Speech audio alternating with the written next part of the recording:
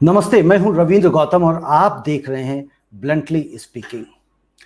Corona एक बार से दोबारा कहर बन के आ रहा है, ऐसा महसूस हो रहा है, क्योंकि जो आंकड़े हैं, जो नंबर्स हैं, ये बताते जा रहे हैं लगातार कि बहुत तेजी से कोरोना हमारे शहर में, हमारे देश में उसके आंकड़े और उसके नंबर बढ़ रहे हैं।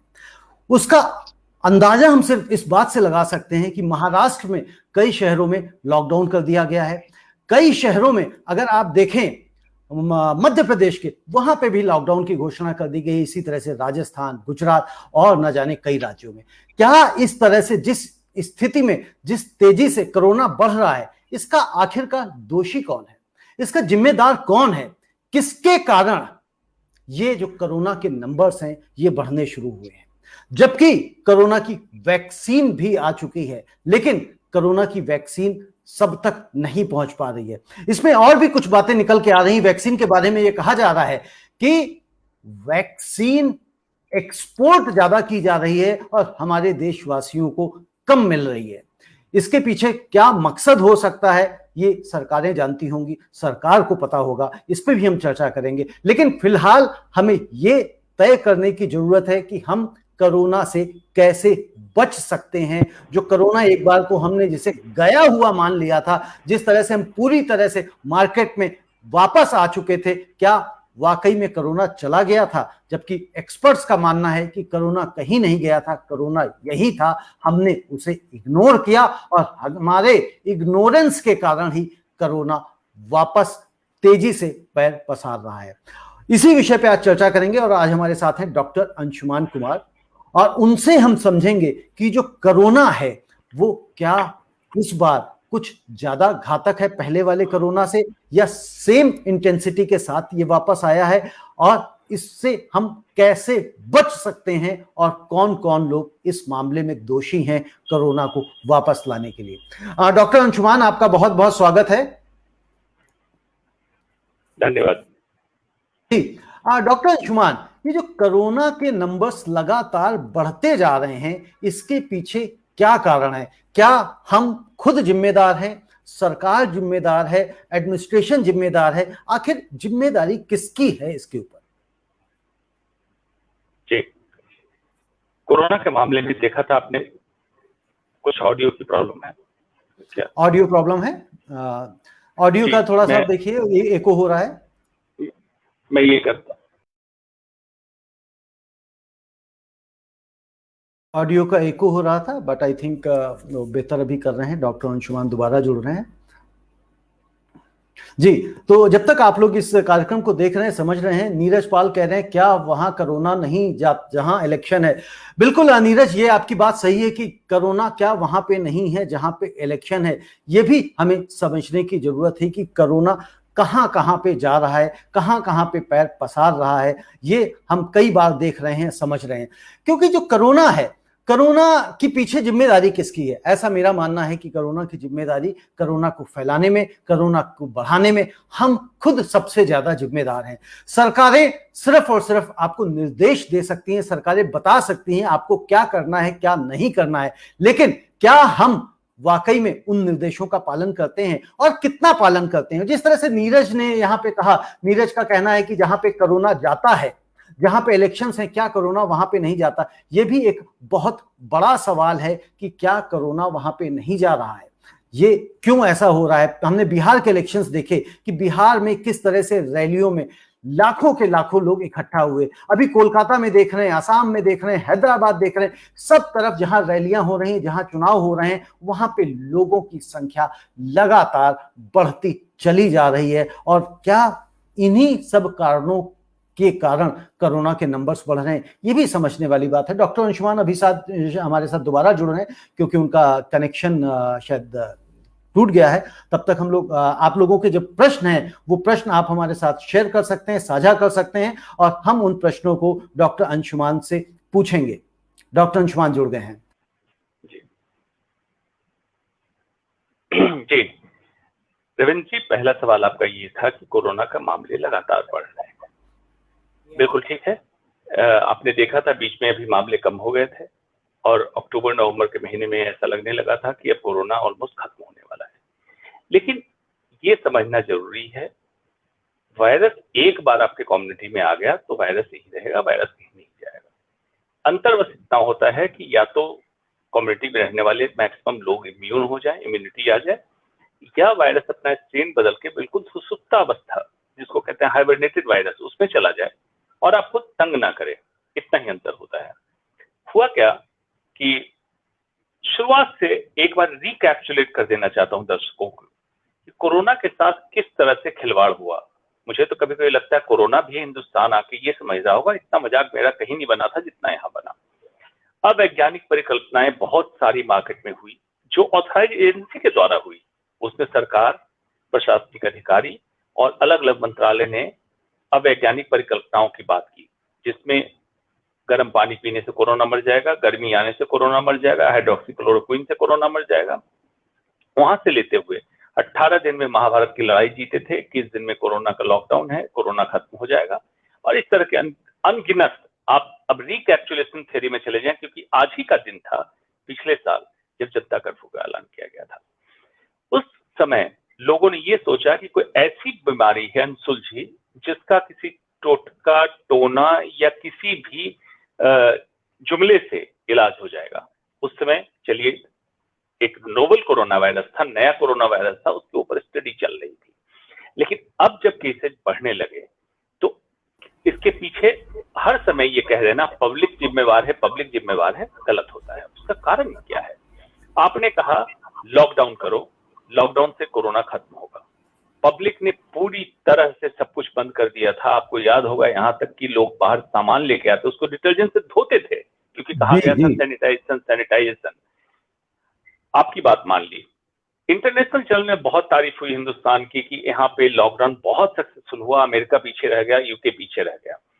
उस स्टडी को जब ढंग से समझेंगे, उसमें तारीफ यहाँ की पब्लिक की हुई कि सिविक सेंस यहाँ की जनता में कितनी ज्यादा है कि सरकार ने जो आदेश निकाला उसका पूरी तरह पालन किया। इसमें गवर्नमेंट की ऐसी कोई नीति नहीं थी ऐसे पालन कराने की, कि अमेरिका में हमारे यहाँ से ज्यादा लॉ एंड ऑर्डर दुरुस्त है, और अमेरिकन ने भी उसको बायकॉट कर दिया था। बायकॉट करके बीच पे जाते थे, पार्टी करते थे, तो देखा ही आपने वहां की हालत क्या हुई। लोगों ने माना। फिर शुरू हुई अनलॉक की प्रक्रिया। तो जब आपने कहा लॉकडाउन में कोरोना खत्म हो जाएगा, अनलॉक कर रहे हैं, इसका मतलब पब्लिक ने समझ लिया कि प्रोबेबली कोरोना खत्म हो गया। तो सेकंड सर्ज वहां पे आया था, जिसको लोग सेकंड वेव कह रहे थे। मैंने कहा सेकंड वेव नहीं है, लोग अब रोड पे निकलना चालू कर चुके हैं। अब आइए अभी की बात, जहां 40 लाख 45 लाख केसेज एक जगह निकल रहे हैं, 188 मौतें हो चुकी। ये जो संक्रमण दर बढ़ रहा है, ये मिक्सचर है किन किन चीजों का। अब जो घर चले गए थे माइग्रेटरी लेबर वापस आ रहे हैं कि लगता है सब कुछ नॉर्मल हो गया, अब नए देश में चलो, वहां जाओ। तो ये एक वर्जिन कम्युनिटी, एक नए लोग वहां आ रहे हैं जहां संक्रमण ऑलरेडी फैला हुआ है।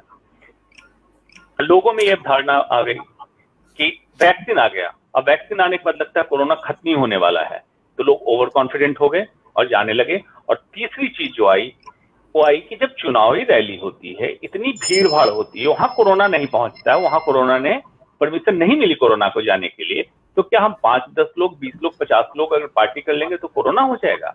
ये पब्लिक के पॉइंट से सोचिए।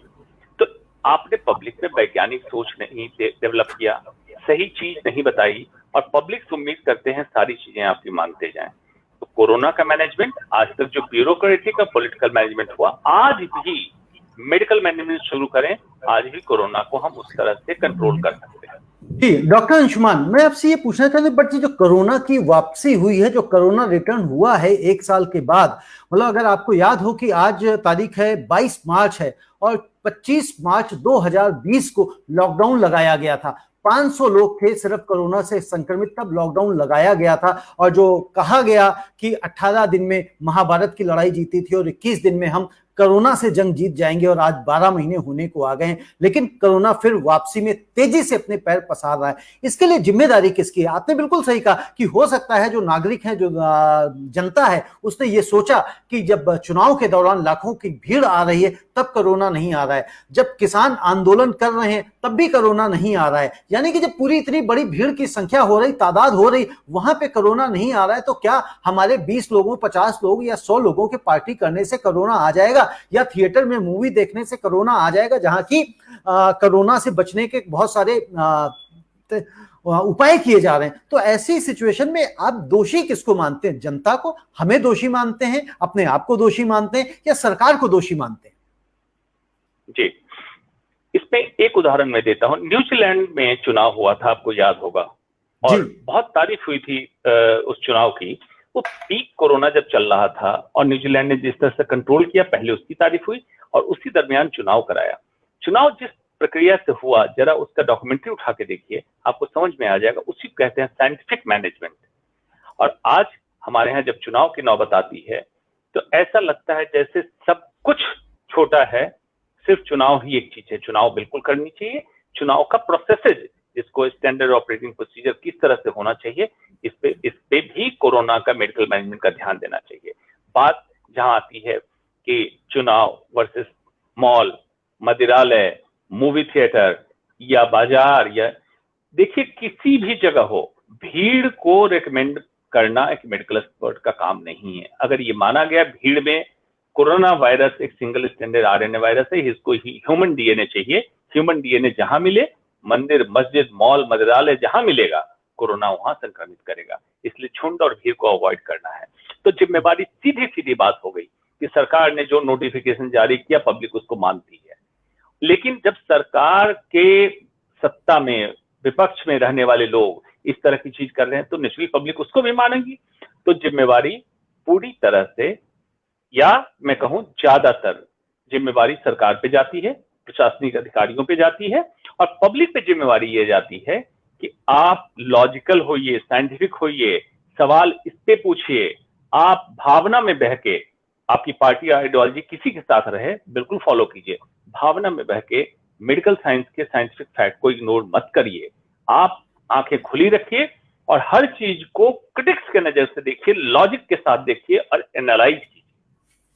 बिल्कुल एनालाइज करने की जरूरत है। और आज इसमें नो डाउट जो आप कह रहे हैं कि सरकार की जिम्मेदारी है, क्योंकि सरकार ही एडमिनिस्ट्रेशन को चलाती है, प्रशासनिक व्यवस्थाएं सरकार के पास है, तो सरकार को ही तय करना है। जिस तरह से वैद्य आनंद पांडे लिखते हैं, शादियों में यदि 200 लोगों से ज्यादा की भीड़ इकट्ठी हो जाए तो एफआईआर हो जाता है, लेकिन राजनेताओं की रैलियों में लाखों की भीड़ आ रही है तो उनके खिलाफ कोई कार्यवाही नहीं। कोरोना का व्यवहार नेताओं के साथ अलग है या नेताओं के लिए कानून अलग है? इनका प्रश्न और इनकी बात, इनकी राय मैं समझता हूं काफी वाजिब है, और ऐसी ही राय मैं समझता हूं बहुत सारे लोगों की। जिस तरह से आपने कहा, ये बड़ा एक सोशल मीडिया में मैसेज चला कि 5 राज्यों के लिए कोरोना ने लिखित में आश्वासन दिया है कि चुनाव समाप्त होने तक कोरोना उन राज्यों में नहीं जाएगा। तो वाकई में डॉक्टर अंशुमान, लेकिन यहां पे समस्या यही आ रही है बार बार कि जब वैक्सीन भी आ गई है, और अगर वैक्सीन की बात की जाए तो एक वैक्सीन की भी एक रिपोर्ट आई थी ताजा जिसमें कहा गया कि तकरीबन 5.5 करोड़ डोजेस जो है एक्सपोर्ट की गई हैं, जबकि हमारे देश में जो लगाई गई हैं उनकी संख्या उसके मुकाबले कम है, काफी कम है, तकरीबन शायद 2 करोड़ की संख्या दी गई थी। तो इसको आप किस नजर से देख रहे हैं कि बाहर जो वैक्सीन है उसकी संख्या ज्यादा एक्सपोर्ट की जा रही है, जबकि हमारे देशवासियों के लिए वो संख्या कम उपलब्ध हो पा रही है? इसको कैसे आप एड्रेस करेंगे? जी, इसको समझना जरूरी है। अभी का आंकड़ा ये है कि वैक्सीन 4 करोड़ से ऊपर लोगों को लग चुका है हिंदुस्तान में, लेकिन ये अभी भी नंबर जितने वैक्सीन एक्सपोर्ट किए गए उससे कम है। इसमें एक थ्योरी होती है डिमांड एंड सप्लाई चेन की थ्योरी। जब आप जितनी डिमांड रखेंगे, वैक्सीन बनाने वाली कंपनी उतनी वैक्सीन आपको देगी। अगर सरकार ने नियम ये निर्धारित किया, पहला स्टेप फ्रंटलाइन वर्कर को लगना चाहिए, टोटली एग्री। मेडिकल भी यही कहता है कि जो स्वास्थ्य सेवाओं में काम कर रहे हैं, पुलिसकर्मी, सफाई कर्मचारी, उनको पहले लगा दो क्योंकि सेफ हो जाए। उसके बाद जो निकाला नियम कि 60 साल से ऊपर और 45 साल से ऊपर जिनकी कोमॉर्बिडिटी है, ये ठीक है, प्रायोरिटाइज करते। अगर वैक्सीन शॉर्टेज में होती, शॉर्टेज से मतलब उतना प्रोडक्शन नहीं हो रहा है जितनी हमें जरूरत है, तब तो सेगमेंटेशन ठीक था, या 15 दिनों के लिए रूल होता। लेकिन आपको हर्ड इम्यूनिटी अचीव करना है, तो जब बुजुर्ग वैक्सीन लगवाने जा रहे हैं तो उनके साथ गए हुए जवान को भी वैक्सीन लगाना है, क्योंकि अल्टीमेटली वैक्सीन तो सबको लगाना है। एक घर में रहने वाले सभी लोग जब तक इम्यूनाइज नहीं होंगे तो आप छोटे छोटे झुंड को कैसे इम्यूनाइज करेंगे? आप 2 को कर रहे हैं, 2 को नहीं कर रहे हैं। तो ये अब प्रोसेस वैक्सीनेशन, यूनिवर्सल वैक्सीनेशन का शुरू हो जाना चाहिए, स्टार्ट होना चाहिए। और तब मैं मानूंगा कि वैक्सीन डिप्लोमेसी के तहत विदेशों में वैक्सीन देना है। इंडिया बहुत सालों से वैक्सीन और ड्रग्स का मेजर एक्सपोर्टर रहा है, इसमें कोई दो मत नहीं है। इंडिया का जो कंपनी है उसका मास प्रोडक्शन की यूनिट बहुत अच्छी है, तो ये वैक्सीन प्रोवाइड करने में तैयार है। लेकिन गवर्नमेंट डिसीजन ले, गवर्नमेंट डिमांड करे कि मुझे इतने वैक्सीन की डोज पर मंथ चाहिए, और उसमें अगर कमी आती है तब मैं कहूंगा बाहर वैक्सीन भेजना उचित नहीं है। लेकिन मुझे ऐसा लगता नहीं है कि इसमें कमी आएगी, क्योंकि 2 कंपनी जो वैक्सीन बना रही है वो कह रही एनफ प्रोडक्शन हमारे पास है, आप डिमांड कीजिए आपको कितनी वैक्सीन चाहिए।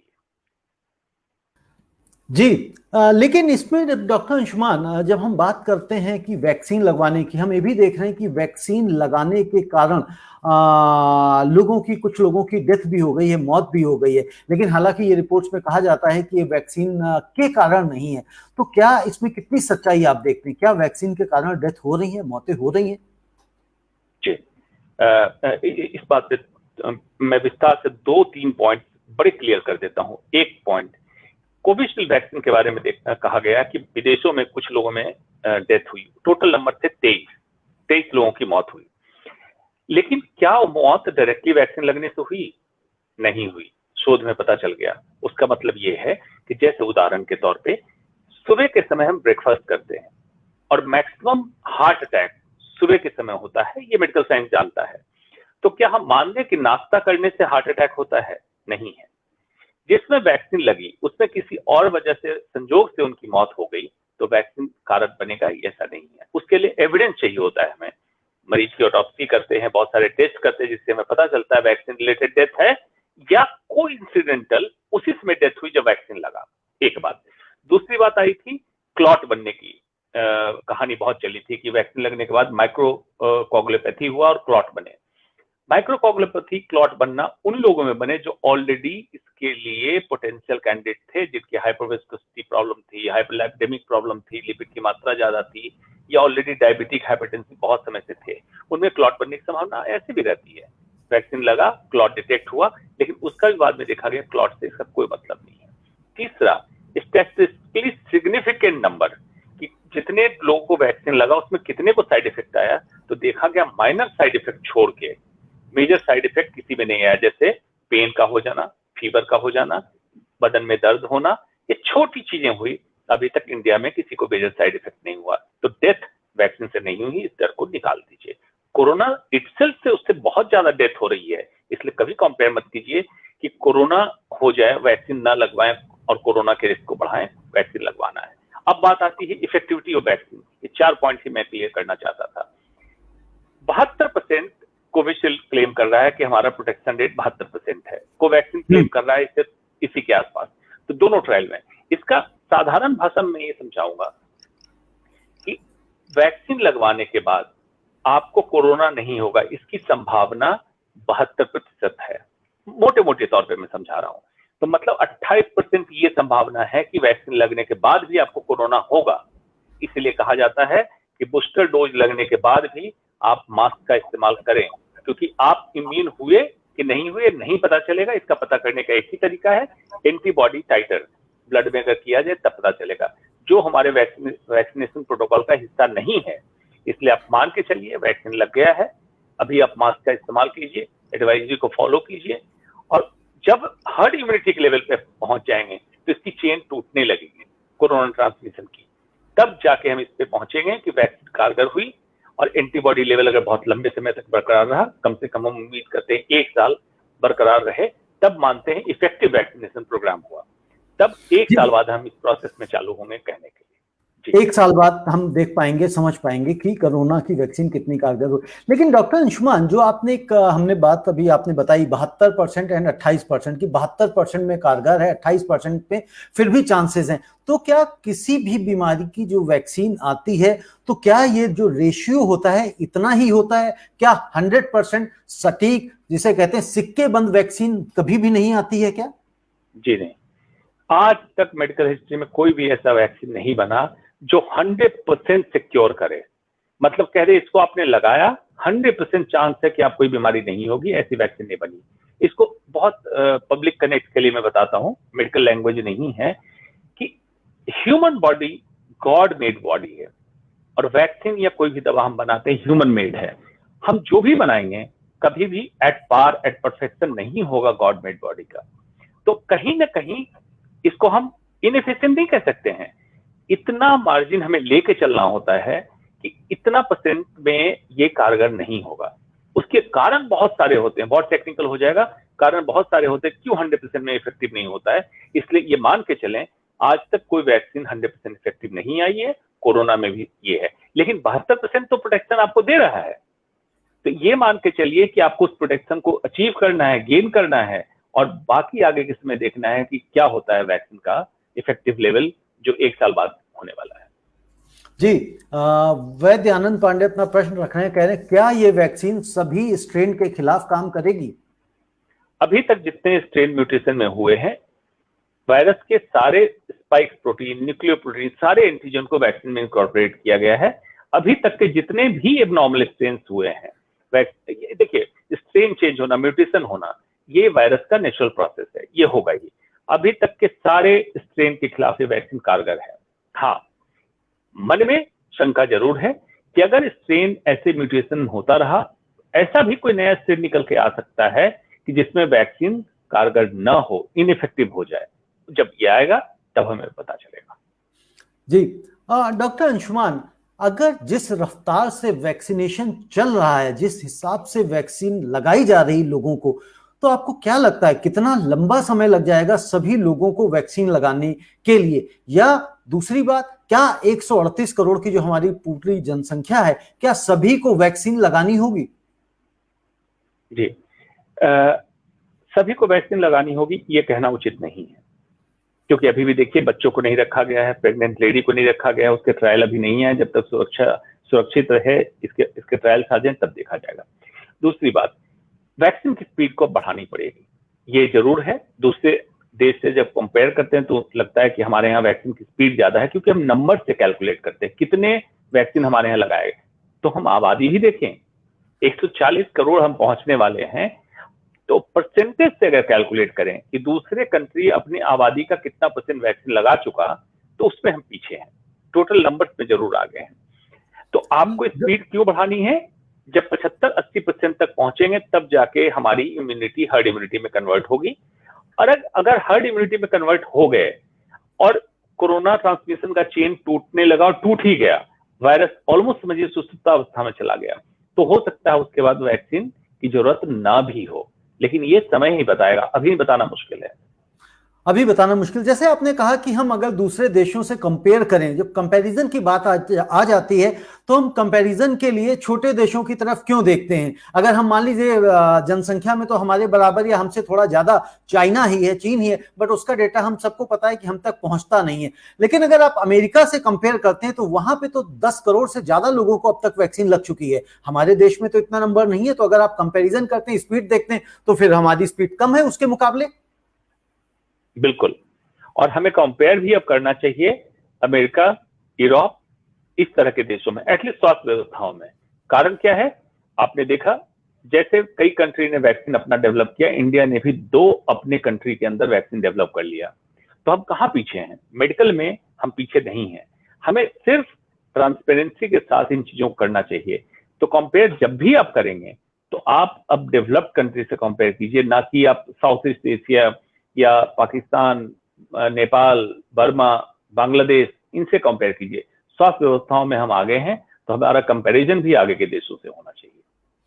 जी, रोहित सारस्वत एक प्रश्न लिखते हैं, गौतम जी नमस्कार, डॉक्टर साहब से पूछे वैक्सीन लगवाने का क्या प्रोसेस है, और डॉक्टर साहब को यह भी पूछे अगर वैक्सीन के बाद भी पॉजिटिव होने के चांसेस हैं क्या? मुझे लगता है सेकंड क्वेश्चन का तो आपने जवाब दे दिया, और बट प्रोसेस क्या है उसका भी बताएं। वैक्सीन लगवाने का प्रोसेस ये है, अभी तक पूरी तरह गवर्नमेंट कंट्रोल वैक्सीनेशन प्रोग्राम चल रहा है, जिसमें जिस तरह से गवर्नमेंट डिसाइड करती, जब अभी डिसाइड किया 60 साल से ऊपर की उम्र के लोग, 45 साल से ऊपर के वो लोग जिनको कोमॉर्बिडिटीज हैं, कोमॉर्बिडिटीज में रखा है हाइपरटेंशन, डायबिटीज, हार्ट डिजीज, जो पेशेंट किडनी की प्रॉब्लम में डायलिसिस में है और कैंसर के पेशेंट को, उसमें भी कुछ क्राइटेरिया है जिसकी 20 क्राइटेरिया की सूची जारी की गई है। अगर इनमें से आप फॉल करते हैं तो आपको एक रजिस्ट्रेशन एट कोविन ऐप करके साइट है, उस पर जाकर रजिस्टर्ड करना है, उस पर देखना है किस एरिया में लगवाना चाहते हैं। आपको ऑप्शन आएगा, आप लिखेंगे दिल्ली, दिल्ली में स्क्रॉल डाउन करेंगे इस दिल्ली में आपको खुल के आ जाएगा कौन कौन से हॉस्पिटल उपलब्ध है। जिस हॉस्पिटल के पास आप रहते हैं उस हॉस्पिटल को क्लिक करेंगे, उसके बाद आ जाएगा आपके पास स्लॉट कि किस तारीख को चाहिए और कौन कौन से स्लॉट खाली हैं। उस स्लॉट में आप क्लिक करेंगे, आपके पास एक मैसेज आएगा, एक ओटीपी आएगा, आप उसको कंफर्म करेंगे।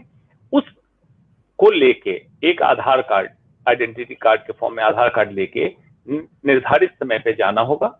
आपकी हिस्ट्री ली जाएगी, वैक्सीन के लिए क्यू में लगाया जाएगा और उसके बाद वैक्सीन दिया जाएगा। वैक्सीन देने के बाद आपको 40 मिनट ऑब्जर्वेशन रूम में बैठना है, जहां आपको कोई भी तकलीफ हो, जैसे बुखार आए, चक्कर आने लगे, पसीने आने लगे, घबराहट होने लगे, तो आपका बीपी पल्स सारा चेक किया, ये देखा जाएगा कहीं कोई रिएक्शन तो नहीं हो रहा है। अगर 40 मिनट तक रिएक्शन नहीं होता है तो आपको फिर उस दिन एक मैसेज भी आएगा आपके मोबाइल पे कि फर्स्ट डोज आपके वैक्सीन की लग गई है और सेकेंड डोज इस डेट को लगेगी। आप घर जा सकते हैं, लेकिन 48 घंटे तक आपको सतर्क रहना है, कोई साइड इफेक्ट तो नहीं हो रहा। साइड इफेक्ट क्या हो सकता है? हल्का फीवर हो सकता है। अगर 100-101 के बीच में फीवर है तो सिंपल फीवर की दवा लें, लेकिन अगर फीवर ज्यादा है तो डॉक्टर को संपर्क करें। फीवर कम नहीं हो रहा हो या बार बार आ रहा हो तो डॉक्टर को संपर्क करें। करने के बाद 48 घंटे के बाद अगर कोई साइड इफेक्ट नहीं हुआ तो आप फ्री हैं। 28वें दिन, जो कि अभी रिसेंटली एक स्टडी आई है, 4 हफ्ते की जो गैप है, अवधि है, उसको बढ़ाने वाले हैं। 28वें दिन दूसरी डोज के लिए आपको कॉल किया जाएगा और एसएमएस आएगा, दूसरी डोज जाके इसी तरह से आप लगवा सकते हैं।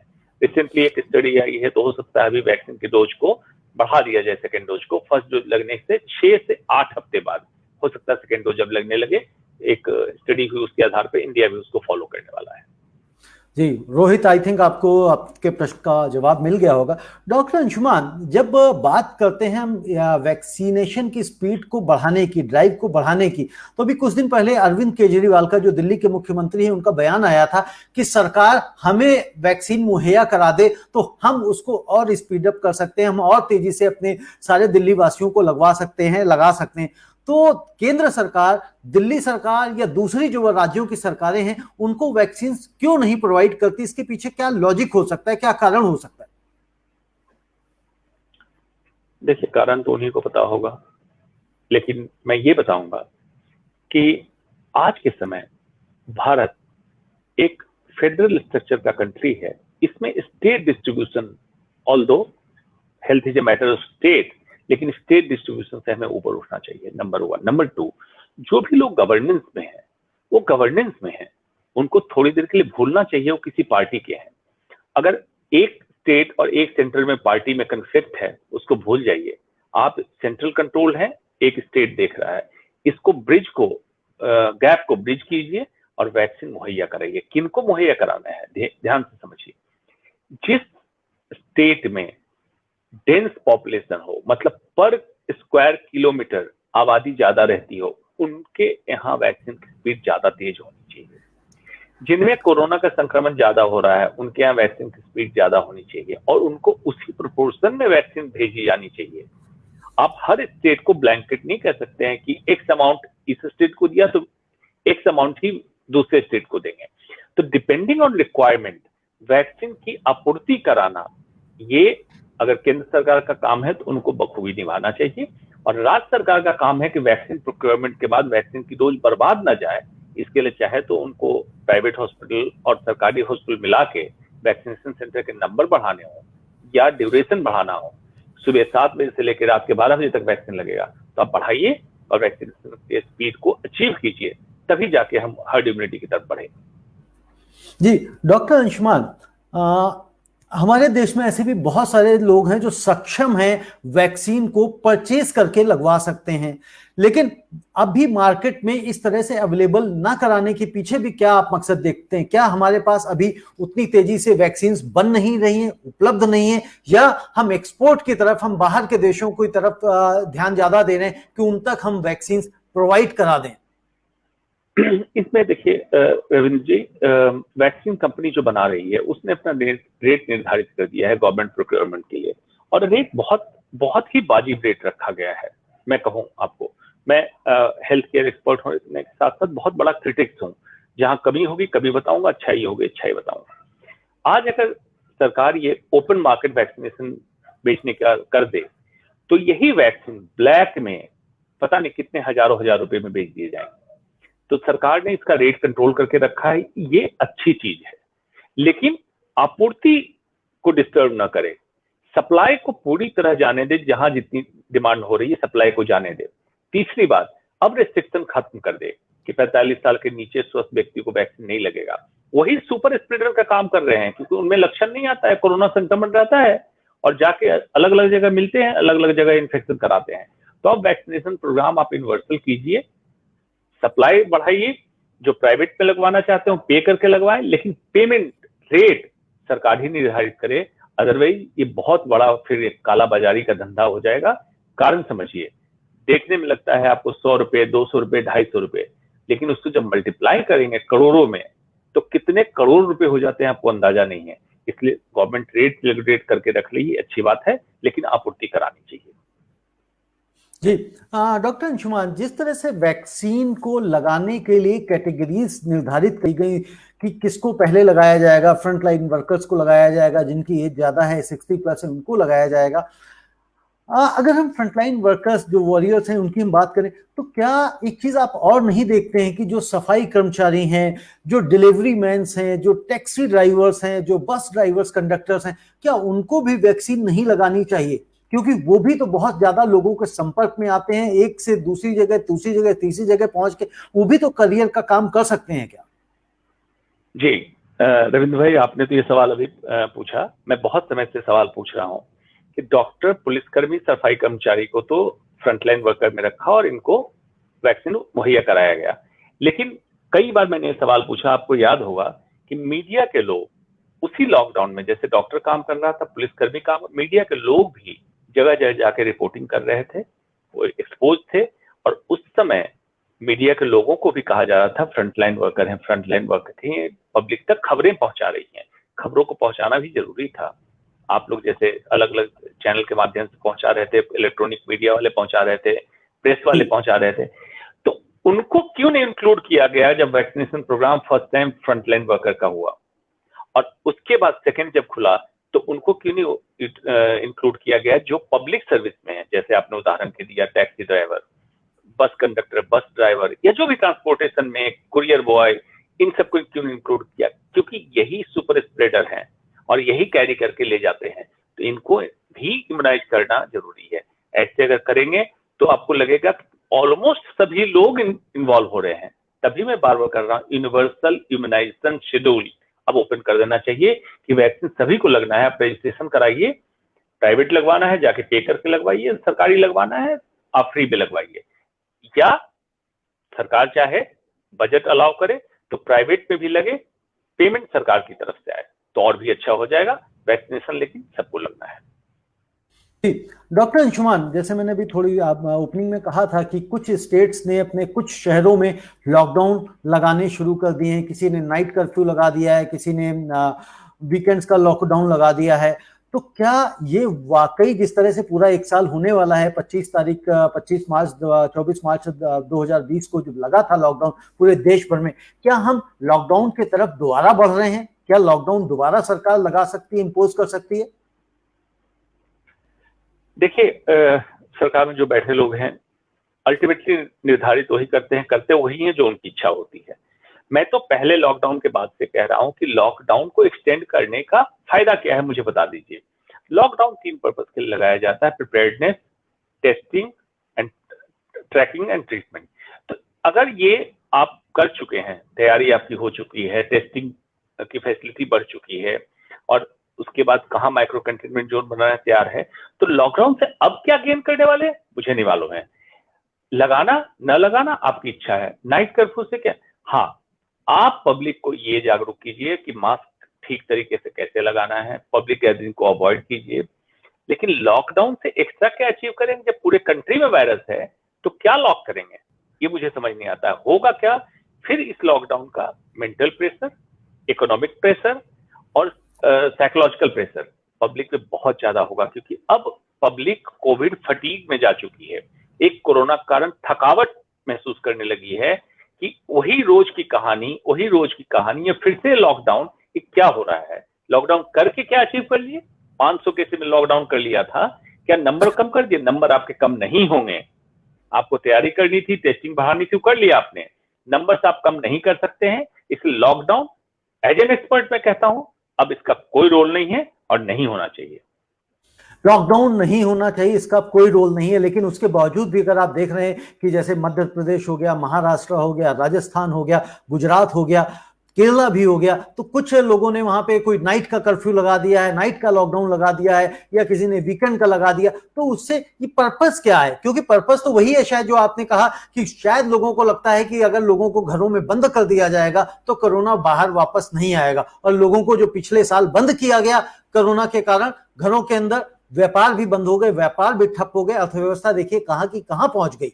और वो शायद जो आपने कहा कि अगर 18 दिन या 21 दिन का जो लॉकडाउन लगाया गया था, अगर उसको एक्सटेंड नहीं किया जाता और जो तैयारियां करनी थी लॉकडाउन के दौरान वो कर ली गई होती, तो मैं समझता हूं जो आज अर्थव्यवस्था भी इतनी खराब हुई है वो नहीं होती। यहाँ पे रविंद्र भाई मैं ये बताना चाहूंगा, देखिए लाइफ एंड लाइवलीहुड दोनों को अब ध्यान देना पड़ेगा। लाइफ में का मतलब है कि कोरोना से होने वाले जान माल की क्षति। ऐसे भी आपने देखा कि अब संक्रमण बहुत तेजी से बढ़ रहा है, लेकिन इतनी मारक क्षमता नहीं रही कोरोना में। तो अगर डेथ नहीं हो रही तो हमारी कोशिश अब ये होनी चाहिए कि संक्रमण कम से कम हो, व्यक्ति संक्रमित हो लेकिन बीमार ना हो, और बीमार हो तो अति गंभीर रूप ना ले ताकि उनकी जान ना चली जाए। तो ये हो लाइफ। लेकिन लाइवलीहुड, अगर इंसान काम पे नहीं जाएगा, काम नहीं करेगा, लाइवलीहुड का क्या होगा? उसका जीवन कैसे चलेगा? तो अब बैलेंस हमें करना है, लाइफ और लाइवलीहुड में बैलेंस करके, और इन सिस्टम को ओपन करना है, पटरी पे लाना है। दोबारा डिस्टर्ब मत कीजिए। दोबारा अगर डिस्टर्ब कर दिया, हाँ, लेकिन जैसे हम लोग स्ट्रेट सोचते हैं, एक पब्लिक स्ट्रेट सोचती है, हम लोग इनोसेंट तरीके से सोचते हैं। नेता लोग, एडमिनिस्ट्रेटिव नौकरशाह अफसर लोग बहुत कॉम्प्लिकेटेड सोचते हैं।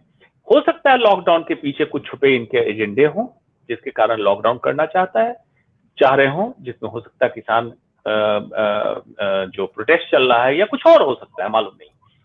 तो दूसरी बात है, लेकिन लॉकडाउन का मेडिकल मैनेजमेंट से कोई लेना देना नहीं है आज की स्थिति में। जी, प्रतिमा कुलश्रेष्ठ एक प्रश्न पूछ रही हैं, लिखती हैं, नमस्कार सर, मेरा क्वेश्चन ये है कि क्या 9 से 12 जो स्टूडेंट्स के लिए स्कूल ओपन हो गए हैं, क्या हमारे बच्चे सेफ हैं स्कूल में जाकर? डॉक्टर अंशुमान, ये बहुत सारे पेरेंट्स का प्रश्न है, कंसर्न है, इसके बारे में क्या कहते हैं आप?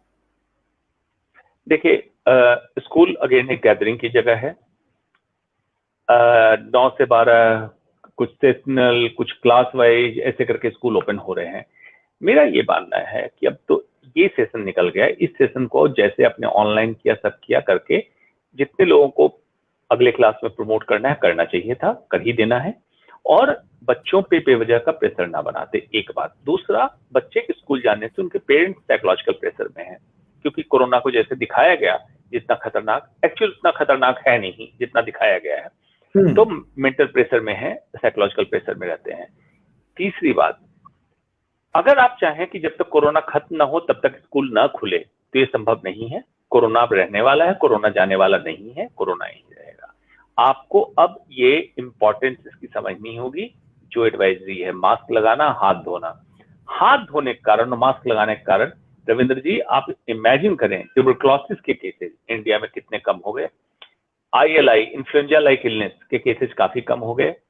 गैस्ट्रोएंटेराइटिस, डायरिया होने के कारण कितने बच्चों की मौत हो जाती है, डायरिया केसेस कम हो गए, सिर्फ बेसिक हाथ धोने से। और मास्क लगाने से टीबी और अदर इन्फ्लुएंजा लाइक इलनेस कम हो गए। तो ये प्रिकॉशन आप स्कूल में एक नॉर्म बना दीजिए कि जब बच्चे आए तो किस तरह से एक एटिकेट बिहेवियर, या जिसको कोविड बिहेवियर कहते हैं, कोविड एप्रोप्रिएट बिहेवियर, इसका पालन करें। अदरवाइज ये नहीं है कि स्कूल आप आजीवन या अनंत काल तक बंद रख के काम चला सकते हैं। मार्च तक ठीक है, इस सेशन को निकाल लीजिए, और उसके बाद आपको फेजेज में इसको ओपन करना ही पड़ेगा। जी, तो डॉक्टर अंशुमान बिल्कुल आप सही कह रहे हैं कि अनंत काल तक जो है कोई भी चीजें संस्थान बंद नहीं किए जा सकते, क्योंकि उसका एक का तो खामियाजा हमने देख लिया, अर्थव्यवस्था का खामियाजा हमने देख लिया कि किस तरह से पूरी की पूरी जो दुनिया है, और दुनिया में भारत भी अगर आप देख रहे हो, भारतवासी भी देख लें कितने ज्यादा त्रस्त हैं। कल ही एक आंकड़ा आया है कि 6.5 करोड़ लोग गरीबी रेखा में पहुंच गए हैं। जो मिडिल क्लास में तकरीबन 9,90,000 लोगों की संख्या थी, उसमें से 6,60,000 की संख्या कम हो गई है। ये भी ये कोरोना काल के दौरान ही हुआ है। अब इससे कैसे वापसी लोग निकलेंगे, कैसे बचेंगे, ये भी आसान नहीं है। डॉक्टर अंशुमान, एक जो मैं सेकंड लास्ट प्रश्न ले रहा हूं, एक और मैं आपसे प्रश्न पूछूंगा कि कोरोना से अब अगर हम जो बचने की बात करते हैं कि कोरोना से हम बचे कैसे, उससे पहले जो एक मैं जो मेन दिमाग में प्रश्न आ रहा था, बड़े सारे लोगों की क्वेरी होती थी, उसमें मैं ऐड कर रहा हूं कि मास्क लगाने की जब हम बार बार बात करते हैं तो बहुत सारे लोगों मास्क लगाते हैं, उनकी सांस फूलने लगती है, उनको मास्क लगा के बैठना थोड़ा सा दुश्वार हो जाता है। तो ऐसी सिचुएशन में उनके लिए क्या दिशा निर्देश हैं, वो क्या करें? और उसमें से खासतौर से जिनको अस्थमा वगैरह की सांस की बीमारी है, उनके लिए ज्यादा परेशानी है। जी, ये बिल्कुल जेन्युइन क्वेश्चन है। इसको मैं ये नहीं कहूंगा कि तकलीफ हो रही है आप मास्क लगाए, ऐसा नहीं है।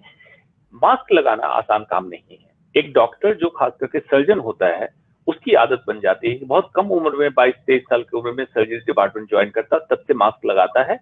उसके लिए आम बात है, जैसे हम लोग कपड़े पहनते हैं, एक सर्जन 22 साल की उम्र से मास्क लगाने लगता है, तो उसके लिए बहुत आम बात है। लेकिन कॉमन पब्लिक ने, जिसने कभी मास्क नहीं लगाया, उसको सबसे बड़ी प्रॉब्लम होती है साइकोलॉजिकल प्रॉब्लम, कि नाक और मुंह दोनों ढका। इसलिए देखते होंगे मैक्सिमम लोग नाक के नीचे मास्क लगाते हैं या मास्क उतार के बात करते हैं। उनको लगता है बिना मास्क मतलब मेरे लिप सिंकिंग के बिना दिखाए, लिप्स के मूवमेंट को बिना दिखाए मैं अपनी बात पूरी नहीं होगा। ये साइकोलॉजिकल है। दूसरा, कभी जेन्युइन प्रॉब्लम सांस लेने की होती है। अगर मास्क की क्वालिटी अच्छी नहीं है तो एयर फिल्टर होके जो जाना चाहिए अंदर सांस के लिए, वो एयर फिल्टर होके नहीं जाता। आजकल देख रहे हैं फुटपाथ पे भी मास्क मिलने लगे हैं। उस मास्क की क्या क्वालिटी है, कौन सा कपड़ा का इस्तेमाल किया गया, हवा अंदर जा रही कि नहीं जा रही, ये। तीसरी बात, जो ऐसे लोग हैं, अस्थमा के लोग हैं, सीओपीडी के लोग हैं, तो कोशिश करें कि भीड़ भाड़ वाली जगह में ना बैठें, वहां मास्क लगाना बहुत जरूरी है। अगर आपसे दूसरे की दूरी, बैठने वाले की दूरी ज्यादा है, 6 फीट 8 फीट से ज्यादा है, तो आप मास्क ना भी लगाए, उतना खतरा नहीं है। जरूर खतरा है, उतना नहीं है जितना कि आप पास बैठे हों। तो डिस्टेंस हो गया तो ड्रॉपलेट्स आपके तक नहीं पहुंचेंगे। और चौथी बात, एक्सरसाइज करने के समय मास्क बिल्कुल ना लगाएं। कई लोग ये गलती कर रहे हैं कि पार्क में जॉगिंग करने जाते हैं, एक्सरसाइज करते हैं मास्क लगाकर, क्योंकि उस समय ऑक्सीजन की मात्रा आपको ज्यादा चाहिए। मास्क से होके ऑक्सीजन की मात्रा उतनी नहीं पहुंचती है और आपको बहुत घबराहट, एजिटेशन, इरिटेबिलिटी ऑक्सीजन की कमी के कारण होने लगता है।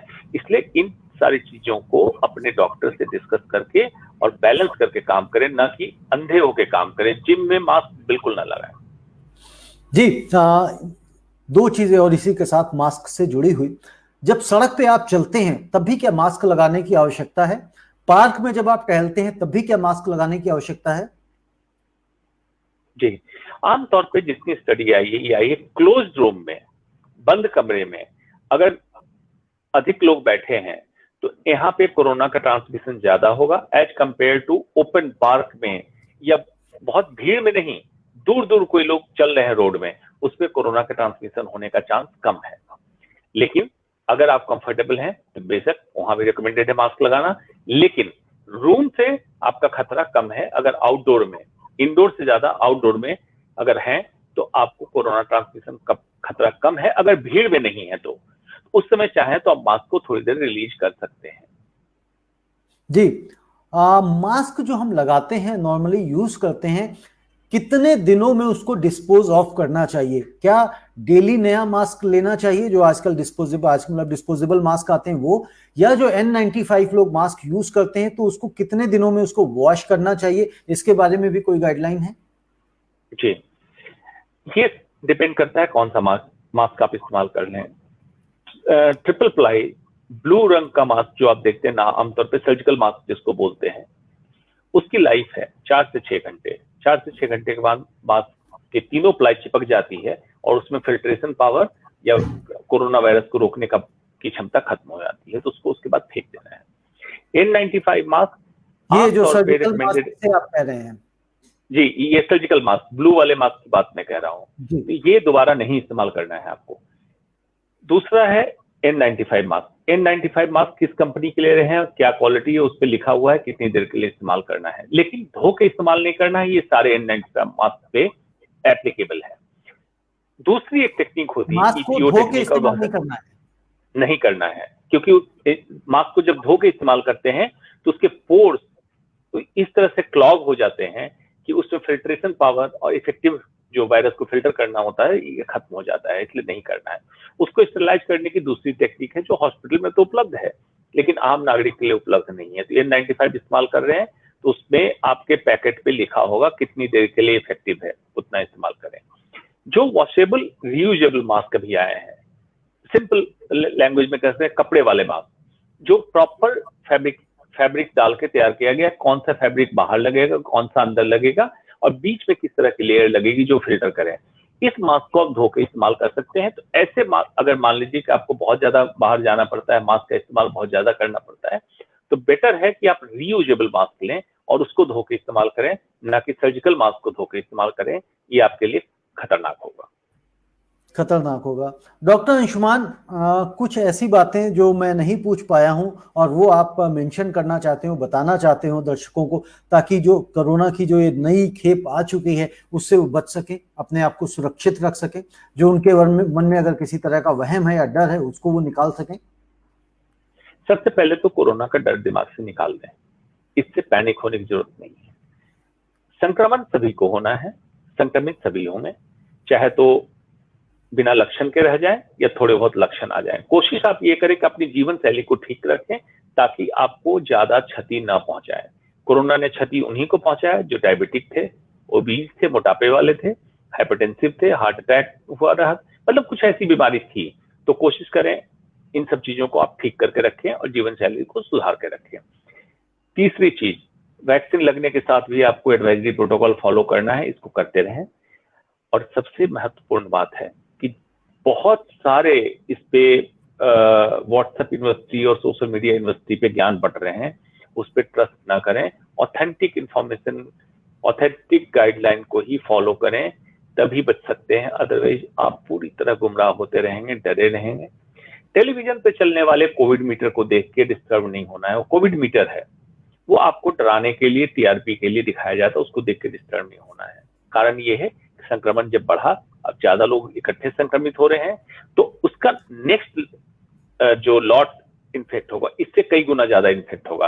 तो पिछले मार्च अप्रैल मई से इस बार मार्च अप्रैल मई में ज्यादा संख्या होने वाली है, इससे डरना नहीं है। इसको आप कोविड मीटर मानिए, अपनी सुरक्षा देखिए। जी डॉक्टर अंशुमान, जैसे लास्ट ईयर हमने कोरोना को भगाने के लिए मोमबत्ती जलाई, दिए जलाए, थाली बजाई, घंटे बजाए, घंटियां बजाई, तो क्या इस बार भी हमें ऐसा कुछ करने की आवश्यकता है?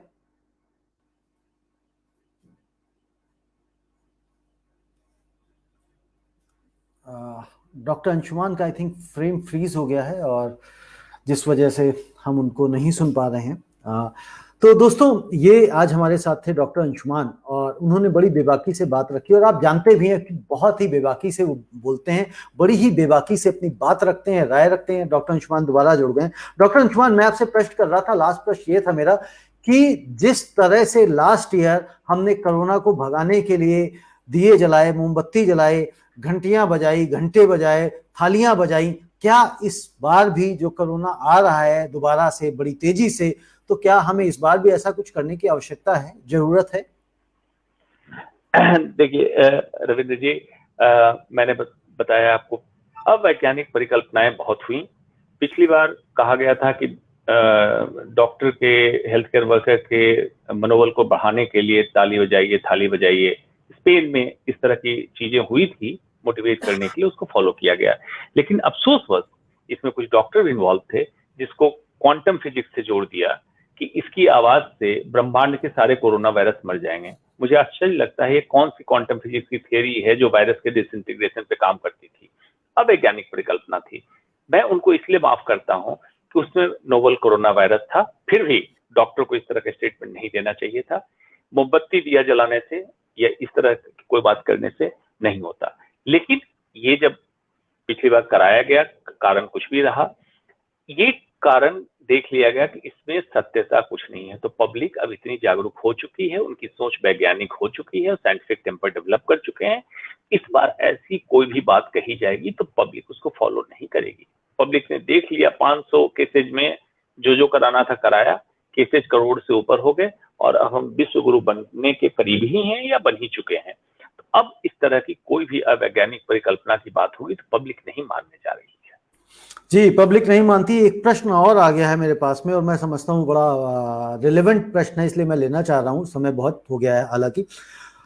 इम्यूनिटी को बढ़ाना आवश्यक है, इम्यूनिटी को बढ़ाने के लिए क्या करना चाहिए? जिस तरह से पीछे काढ़े आ रहे थे, क्या उन्हीं काढ़ों का हमें दोबारा से इस्तेमाल करना चाहिए ताकि हम कोरोना संक्रमण से बच सकें? ये प्रश्न है, रामदयाल जी पूछ रहे हैं।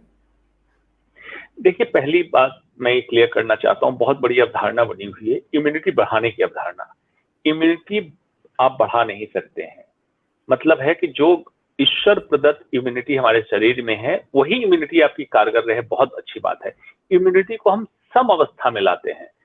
बढ़ी हुई इम्यूनिटी ही कोरोना में मारक क्षमता कर रही है। साइटोकाइन स्टॉर्म सिंड्रोम, जो इम्यूनिटी हाइपर हो जाती है तो आपका डैमेज ज्यादा होता है, या इम्यूनिटी लो हो जाए तब आपका डैमेज ज्यादा हो। सम अवस्था में जो रखना है इम्यूनिटी को, अगर 1 साल में हिंदुस्तान की जनता ने अपनी जीवन शैली में सुधार करके, जिसमें इम्यूनिटी भी आपकी सुधरती है, सुधार नहीं किया तो ये अफसोस बात है कि आप तब भी नहीं सीख पाए कि अपना वजन कम करें, व्यायाम करें, जीवन शैली में जो खान पान की चीजें बाहर से मंगा खाते उसको बंद करके घर का खाना खाएं।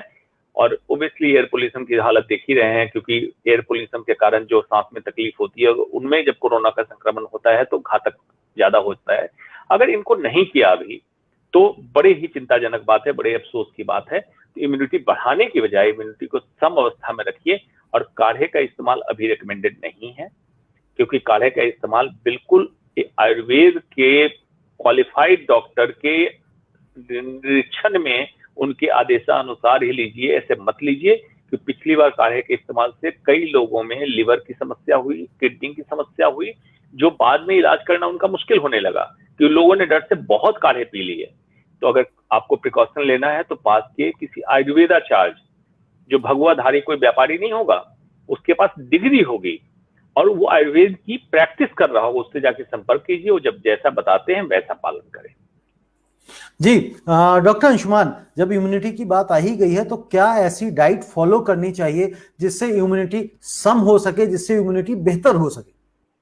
जी बिल्कुल, एक लाइन में है, शुद्ध भारतीय भोजन, समय पे अच्छी नींद, तनाव जितना कम हो सके, यही 4 चीजें हैं जो इम्यूनिटी को आपको बढ़ाती है। क्या है शुद्ध भारतीय भोजन?